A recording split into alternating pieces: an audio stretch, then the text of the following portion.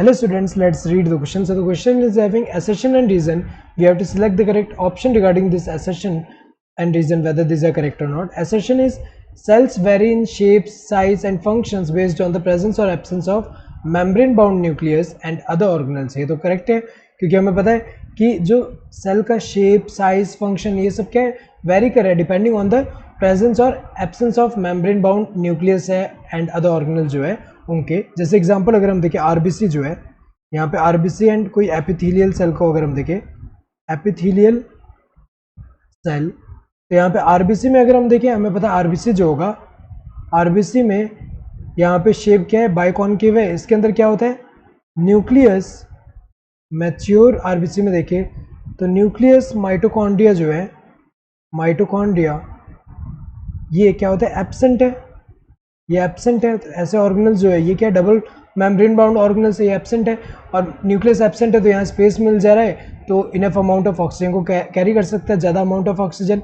Mitochondria absent है क्योंकि वो ऑक्सीजन को कंज्यूम कर सकता है तो ऑक्सीजन जो है कैरी करने के लिए हमें पता है यहाँ पे ये जो है माइटोकॉन्ड्रिया एब्सेंट है। तो अगर देखा जाए ये जो absent presence and absence of ये जो ये है न्यूक्लियस, ये जो डबल मेम्ब्रेन ऑर्गेनल्स है उस पर डिपेंड करे जो इसका shape, size, function. Then epithelial, ये किस पे अगर हम देखें एपिथेलियल सेल में अगर हम देखें तो इनमें ये प्रेजेंट है माइटोकॉन्ड्रिया न्यूक्लियस ये सब प्रेजेंट है। तो अगर देखा जाए ये स्टेटमेंट तो करेक्ट है।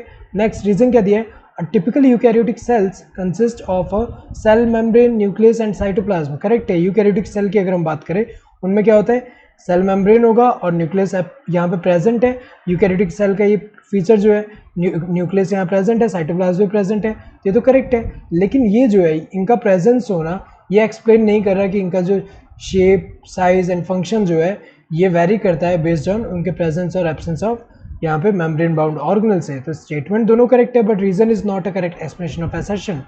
Both assertion and reason are true and reason is the correct explanation of assertion। ये तो गलत है क्योंकि यहाँ पे रीजन करेक्ट एक्सप्लेनेशन नहीं है assertion का।